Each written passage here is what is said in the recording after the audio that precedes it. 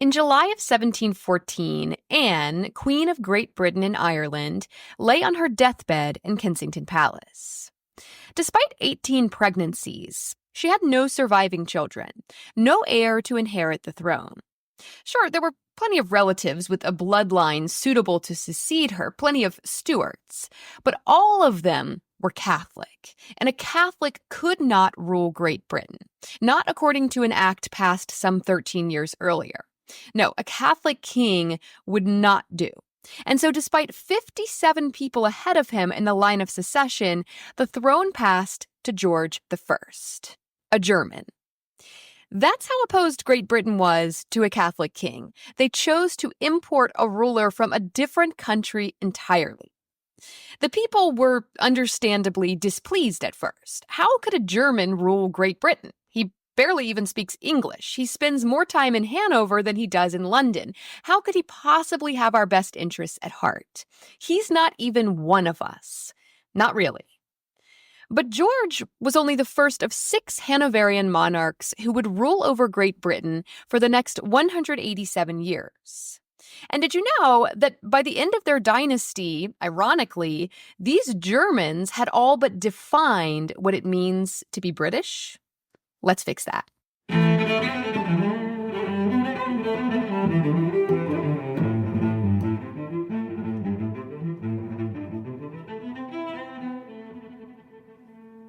Hello, I'm LaFountaine, and you're listening to History Fix, where I discuss lesser-known true stories from history you won't be able to stop thinking about.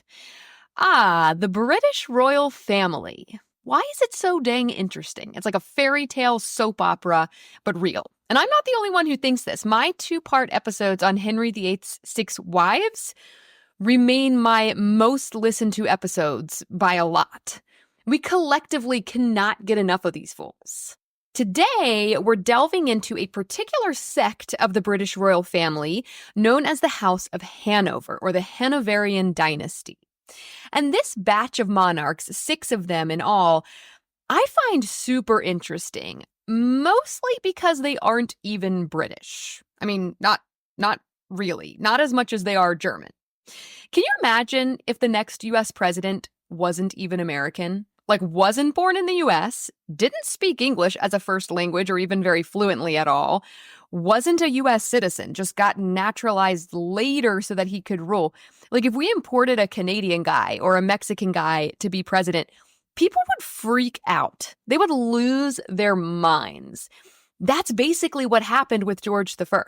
And I don't think many people realize that Great Britain was ruled by Germans for 187 years, and spoiler alert, still kind of is.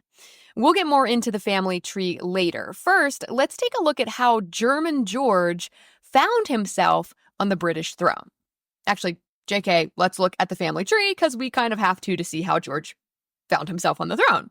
So if you recall, Queen Elizabeth I, daughter of Henry VIII, right, died without any heirs, having never married or had children. That was the end of the Tudor dynasty.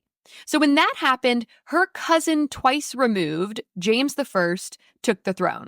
So that means James was her cousin's kid's kid. I have a few of those in my family, actually, crazily enough. Big family. Anyway, James was a Stuart. He started the Stuart line that Anne would later end. For some context, he was king when Jamestown Colony was established in Virginia, hence the name Jamestown after King James. After James died, his son, Charles I, became king.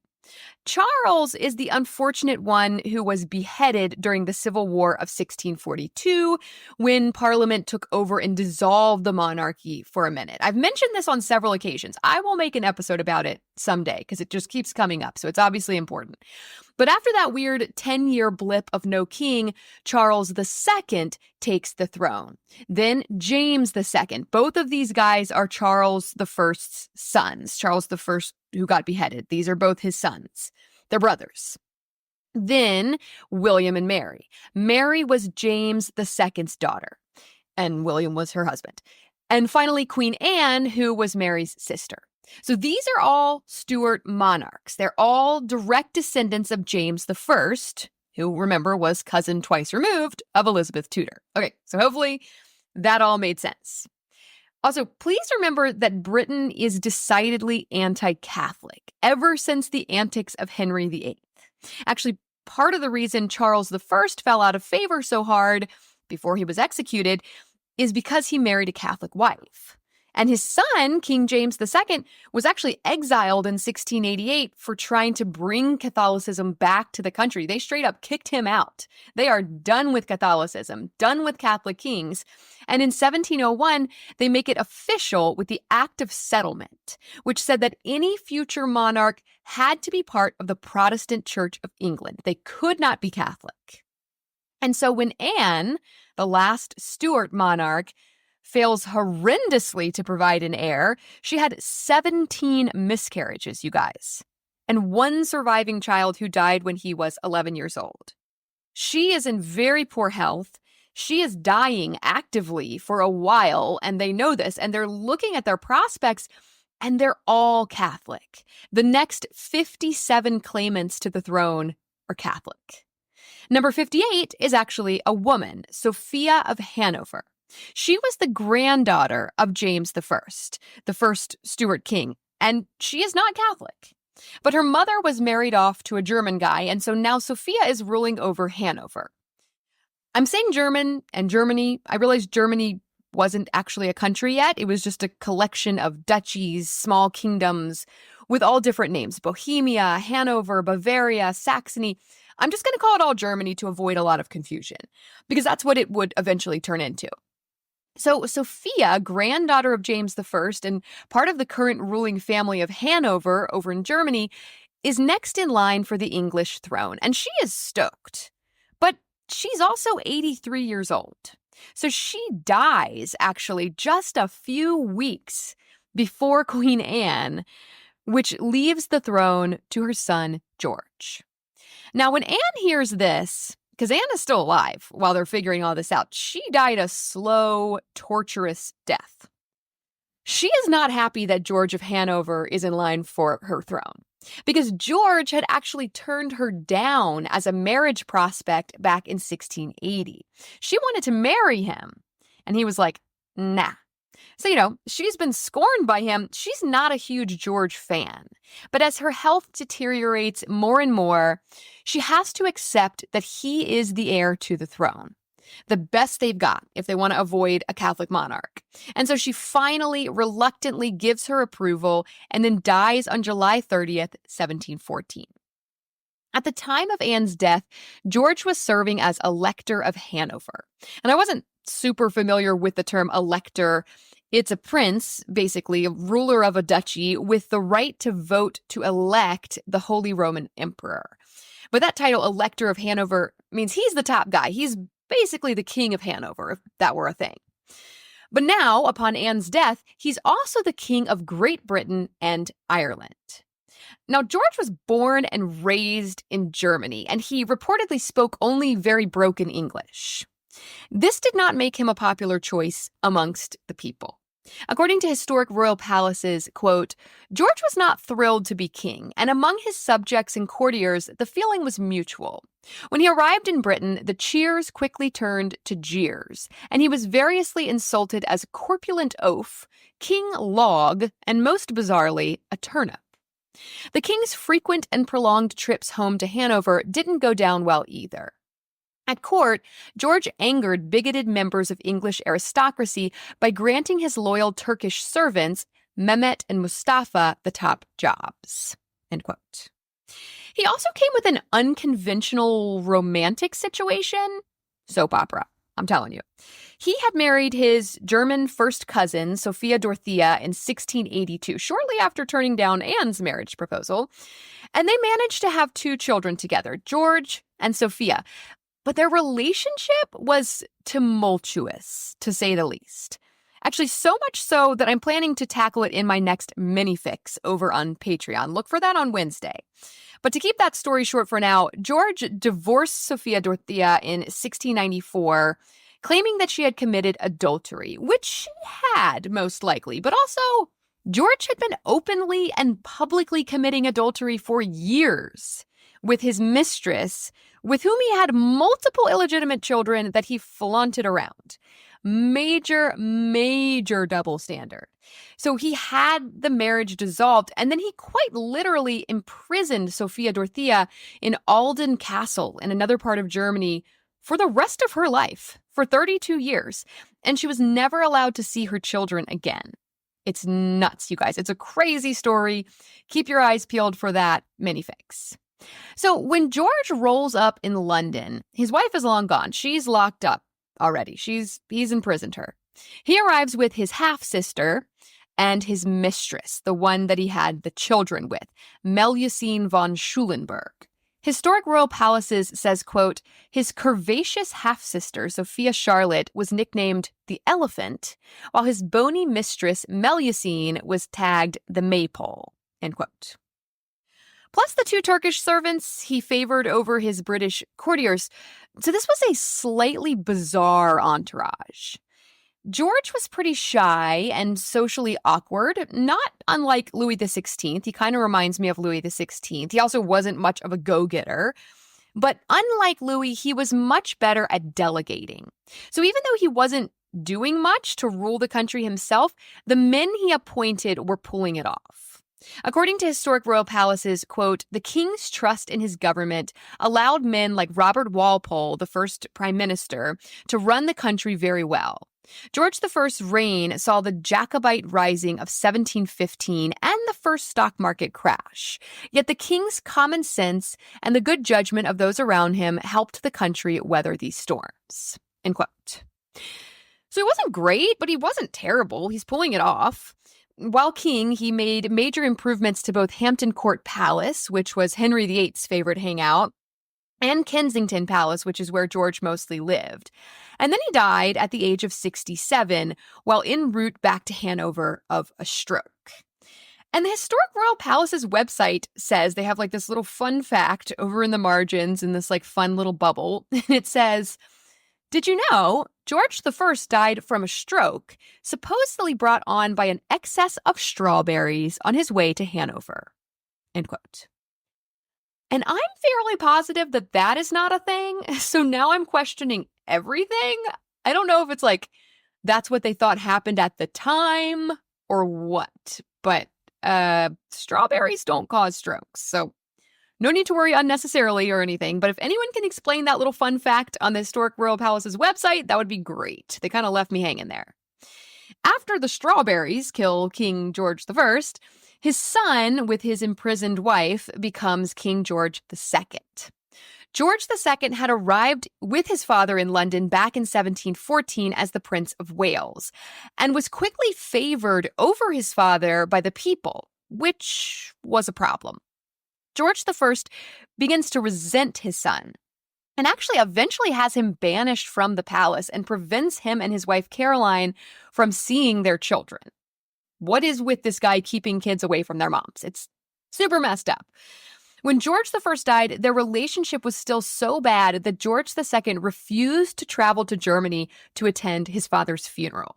And this made the British like him even more. He was seen as a very courageous king because he personally led his troops into battle during the War of Austrian Succession. He was actually the last British monarch to do this, to lead troops into battle.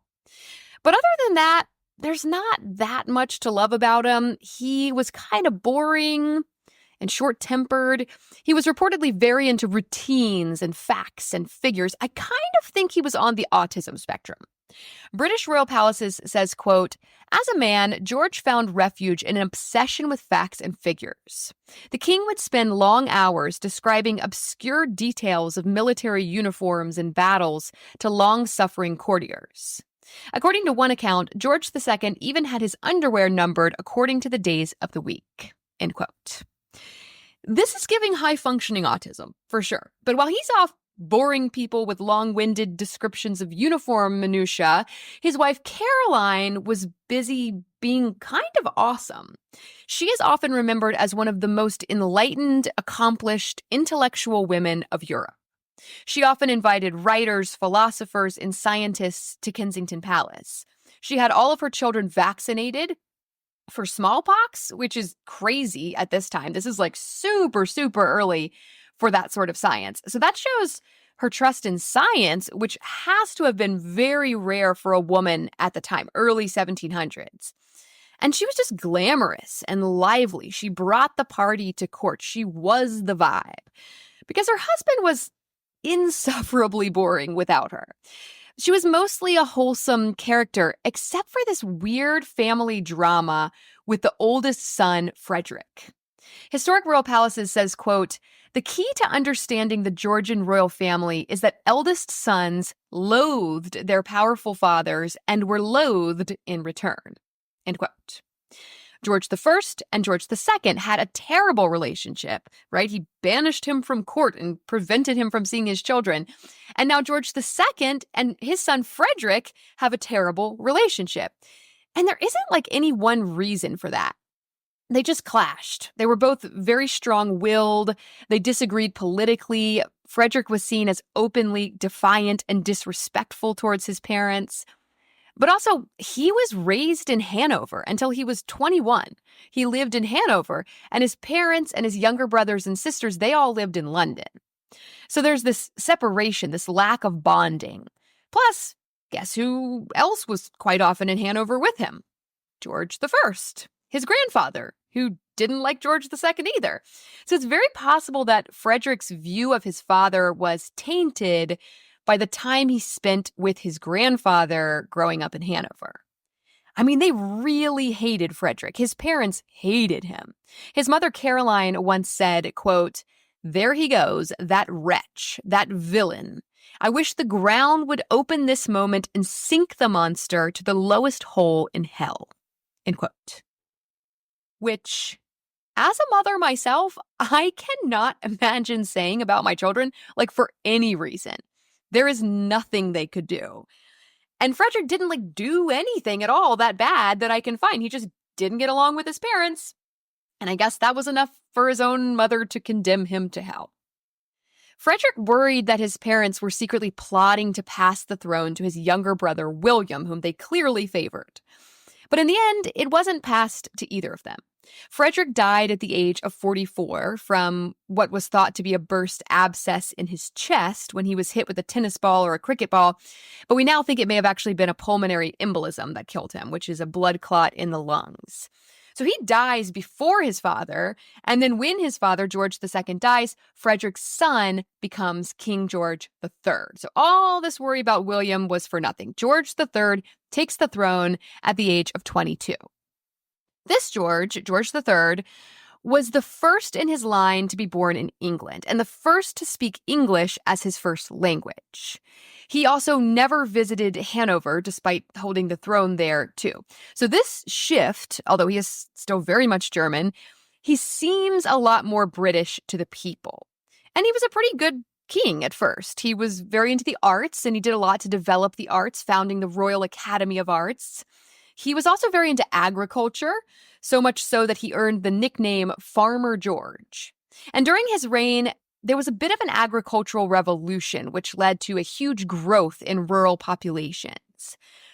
But George was a bit of a control freak. He helicopter parented his 15 children with his wife Charlotte, and he helicopter parented the colonies under his control. So much so that he pushed the 13 American colonies to a breaking point, which resulted in the American Revolution and independence from Great Britain. Yes, this is the King George who was king during the Revolutionary War. This is the foil of our George Washington. Funny how they were both named George. I never realized that. I'm just realizing that now. Also both into farming. This is also the King George from Bridgerton, if you've ever watched that show, or the spin-off show Queen Charlotte. This is that George and Charlotte. Despite being a decent king, I mean, he did lose the Americas, but otherwise he did okay, George III's reign is mostly overshadowed by the mental illness that would plague him later in his life and come to define him, really. George was one of my mad kings from way back in episode 11. His first bout of whatever this mental illness was, there are a few theories, happened in 1788 when he was 50-ish. And then he sort of recovered from that. So, okay, he became king when he was 22. His first bout of this illness didn't happen until he was 50. So this is like an almost 30-year period of like being a normal, good, decent king. But really, when we think of King George III now, we think of him as like this crazy guy. But it was really just the tail end of his reign that he was an actual crazy guy. So, I don't know, kind of tainted the whole thing. So he has this first bout in 1788, but then in 1801 and 1804, it comes back and it begins to intensify. He suffered from periods of mania where he would just talk nonstop until he was literally foaming at the mouth. He had hallucinations and he would sometimes become violent. He also had physical symptoms, including frequent fevers, vomiting, swelling of the hands and feet, and he eventually went blind. These symptoms have led some to theorize that he had porphyria, which is a genetic liver-based metabolic disorder that interferes with the body's ability to make hemoglobin. But there are others who disagree with that and think it was possibly just severe bipolar disorder. And then there's also arsenic poisoning in the mix. His hair was tested in 2005, and they found high levels of arsenic, which was probably being used to treat his symptoms, but definitely would have just made them worse. So we don't really know why George lost his mind, but by 1811, it was determined that he could no longer run the country. His son, George IV, took over as regent until George III's death in 1820. George III had ruled for over 59 years, which made him the longest reigning British monarch at the time. He would later be surpassed by Queen Victoria and more recently, Queen Elizabeth II.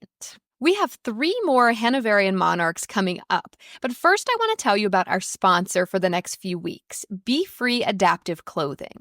This is a woman-owned, mom-owned company. Joanne and Nikki saw a need, and as moms do, they rose to the occasion. When Nikki's daughter needed multiple surgeries that left her in leg casts for months at a time, she realized firsthand the difficulties faced by people with disabilities and mobility challenges to accomplish tasks as mundane as just getting dressed each day. So to meet this need, Joanne and Nikki came up with zip-ons. These are pants for children and adults that unzip from the waist to the hem, allowing them to easily be worn over casts, braces, and other medical equipment. They can also be put on and taken off while standing, sitting, or laying. This makes getting dressed, something we all take for granted, less of an ordeal for people with disabilities and mobility issues.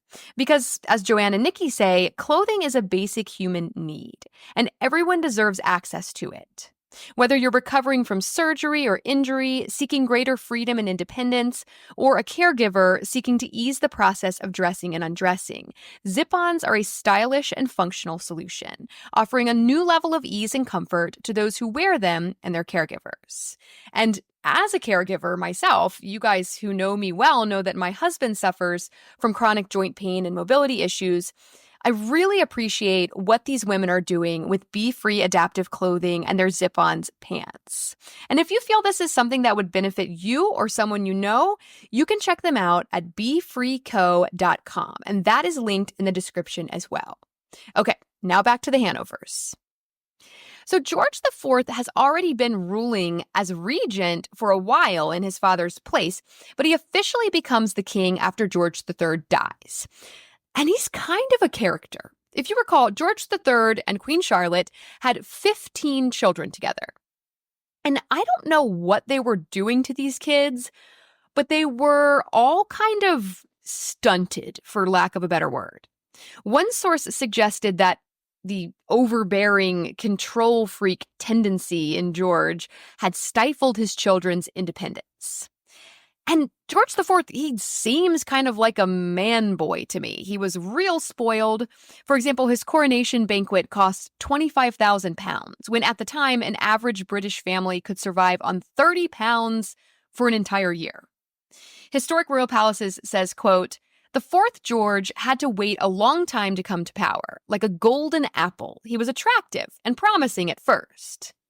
But by the time destiny finally called, he had grown old, lazy, and rotten," end quote. He was extravagant. He liked to party. He liked to indulge in the finer things. Sarah Roller writes for History Hit, quote, Despite, or perhaps because of this, the Regency era has become synonymous with luxury, elegance, and achievements across art and architecture. George embarked on several costly building projects, including most famously Brighton Pavilion. He was nicknamed the first gentleman of England on account of his style. But there's a downside to excessive indulgence and gluttony. This would ultimately destroy his health. According to Historic Royal Palaces, quote, inevitably, George IV's overindulgence caused him health problems, made worse by his liking for drink. This caused gout, hardening of the arteries, and eventually the tumors that probably killed him, end quote. And unfortunately, George IV died without an heir. He did get married. He married his cousin Caroline of Brunswick, and they had a daughter named Charlotte. But Charlotte died in childbirth, hemorrhaged after delivering a stillborn son at the age of 21, wiping out the next two heirs in the line for the throne. And get this, despite there being 15 children in this family, Charlotte was the only heir. None of them had any legitimate children at the time of her death. And so when George dies, he has no children, and neither do most of his other siblings. Stifled independence, helicopter parenting, spoiled. They are grown-up babies, you guys. Don't do this to your kids.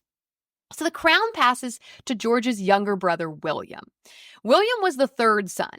He never expected to be king, but his two older brothers are dead, and no one has any legitimate heirs, so here he is. And he does pretty well.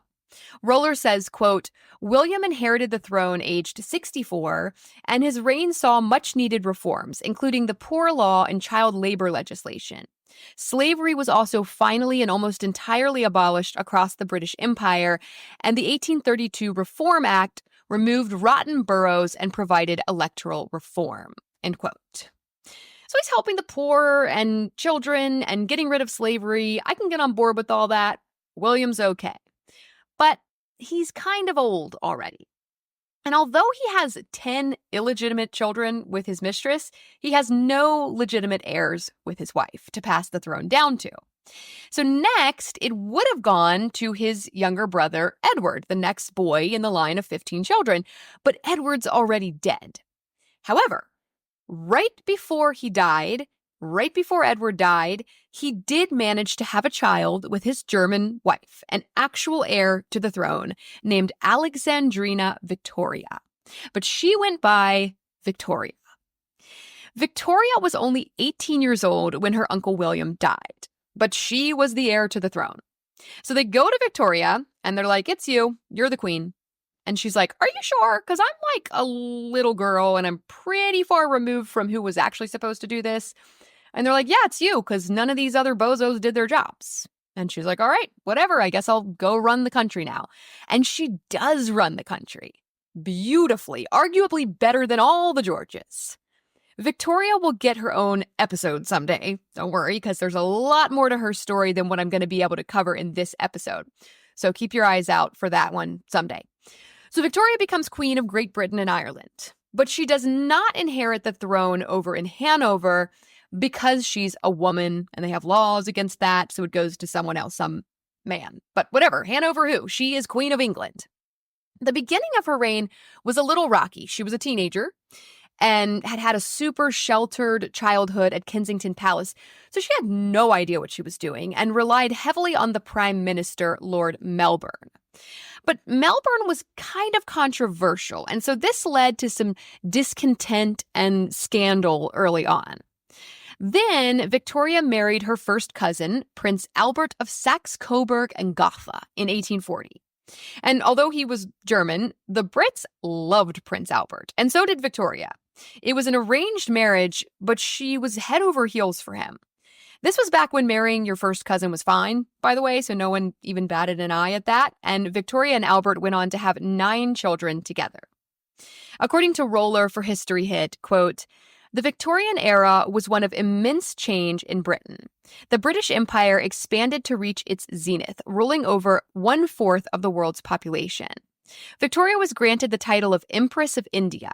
Technological change following the Industrial Revolution transformed the urban landscape, and living conditions began to gradually improve towards the end of Victoria's reign.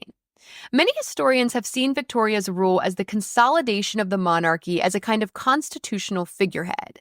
She curated an image of a solid, stable, morally upright monarchy, in contrast to previous scandals and extravagance, and this appealed to the increased emphasis on the family in Victorian England. End quote.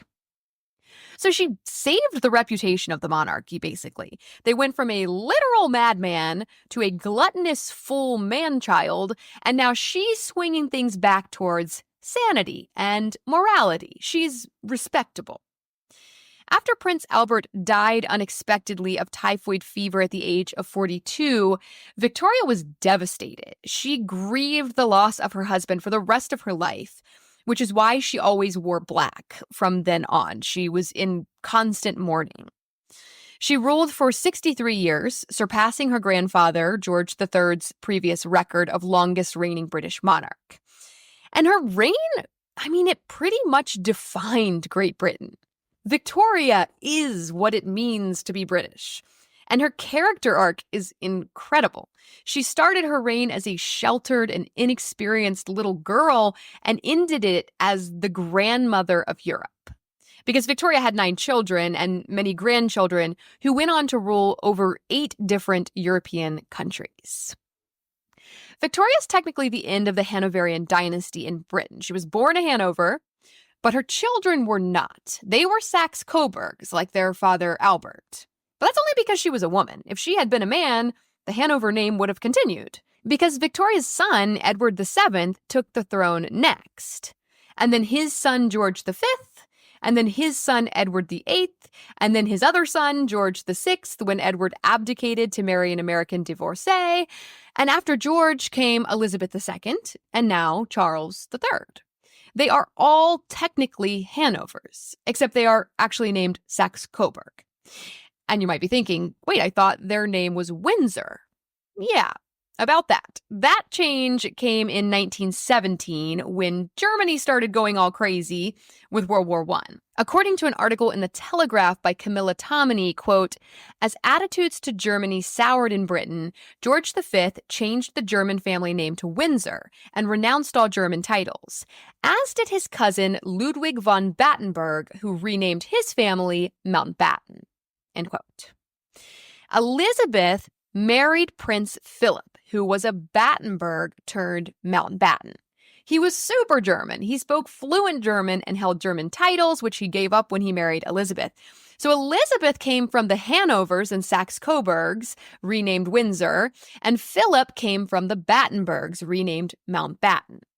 Roughly half of the current king's ancestors are straight up German. He is a Mountbatten Windsor, which are both made-up names. He's really a Battenberg Saxe-Coburg. The British royal family today is still very, very German, and this has greatly influenced British society, customs, culture, language, all of it for the last over 300 years.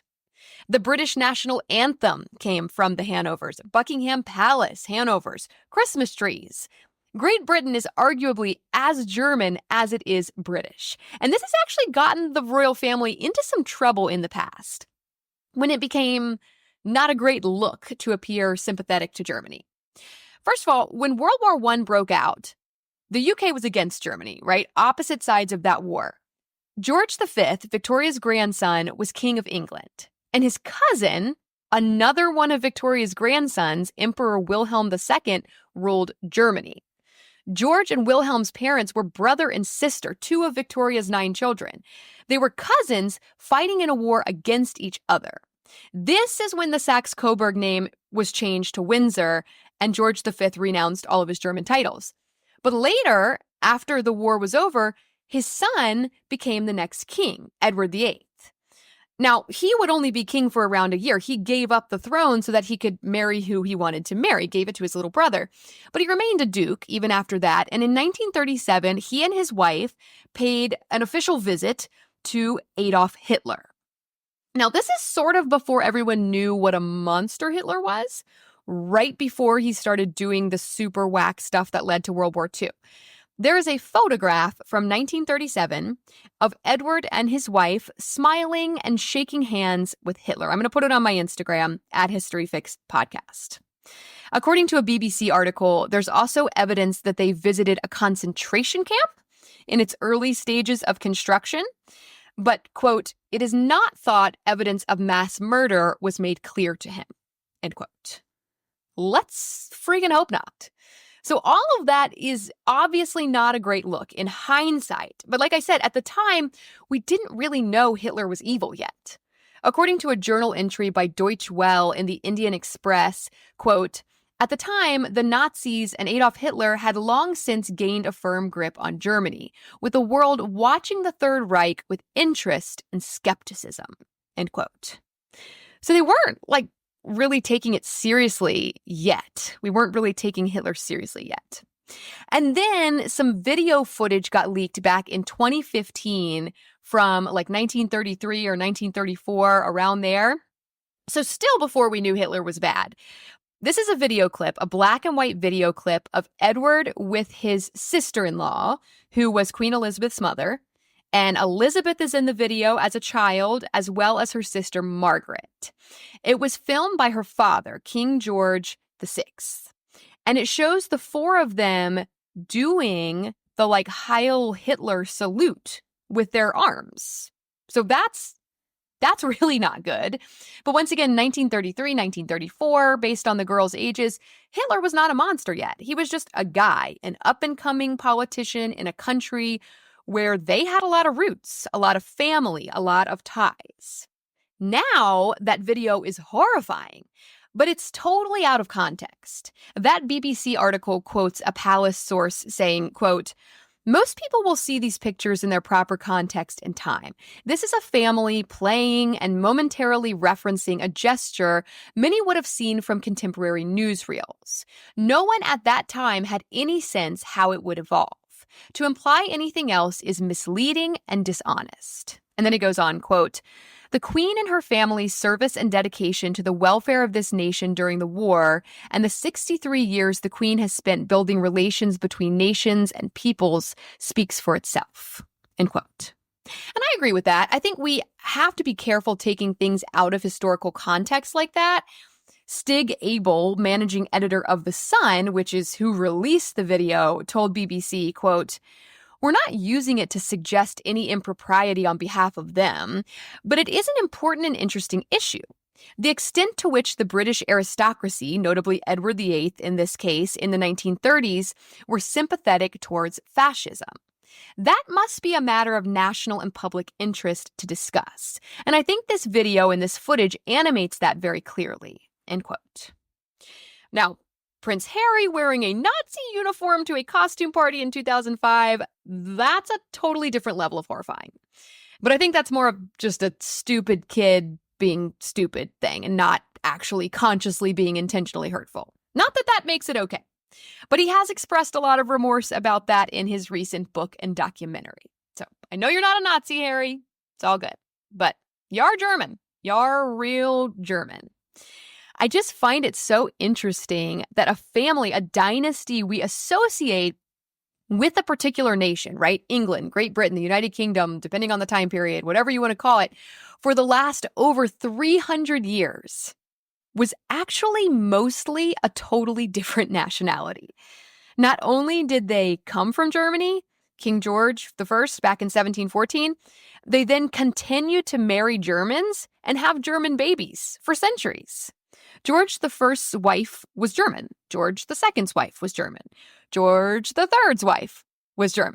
Victoria's husband was German. George V's wife was German. Elizabeth's husband was German. They are so dang German. And that's interesting to me because they are what we think of when we think of what it means to be British. They are redcoats and white powdered wigs. They are Buckingham Palace and God Save the Queen. They are the British flag, the Union Jack as we know it today. They are chicken tikka masala, which is weirdly the national dish of England. They are sipping tea in fancy gardens wearing little fascinator hats. These are things we closely associate with being very British, and yet they came from a bunch of Germans. And it's not just the royal family either. According to a genetic study from 2015 reported on by Hannah Devlin in The Guardian, most white British people owe 30% of their DNA to the ancestors of modern-day Germans. UK-based history professor Patrick Major writes in a journal entry for the German History Society, quote, "It has become fashionable to view self-identity as largely determined by a relationship to an outside other. British identity in the late 20th century appeared to have been profoundly and negatively informed by its encounter with Germany. This was the nation Britons apparently loved to hate. Yet, as historians are apt to remind us, Britain's allies and arch-enemies have altered over time and have not been the fixed categories which reassuring stereotypes would sometimes have us believe. If the historical clock were rewound 250 years to the mid-18th century, some of Britain's closest allies would be found on the North German plain." End quote. So I guess the moral of the story here is be careful who you choose to hate, who you cast as your arch enemy, as the others. Because if you don't know your history well enough, you may be pitting yourself against yourself.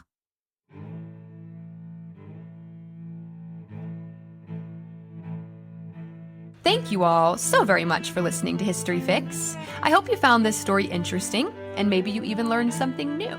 Be sure to follow my Instagram @HistoryFixPodcast to see some images that go along with this episode and to stay on top of new episodes as they drop. I'd also really appreciate it if you would rate and follow History Fix on whatever app you're using to listen, and help me spread the word by telling a few friends about it. That'll make it much easier to get your next fix.